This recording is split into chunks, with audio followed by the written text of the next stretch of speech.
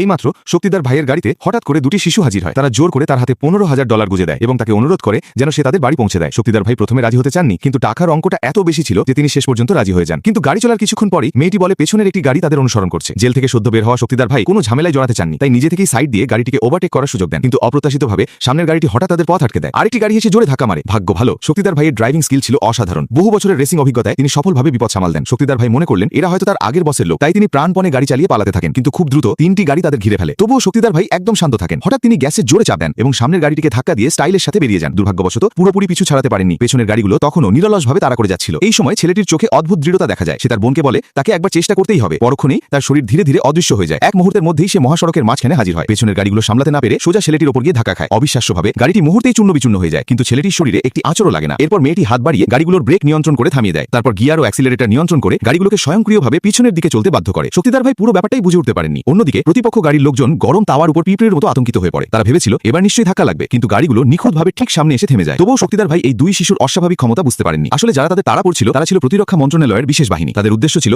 এই দুই শিশুকে ধরে নিয়ে আবার বন্দী করে রাখা।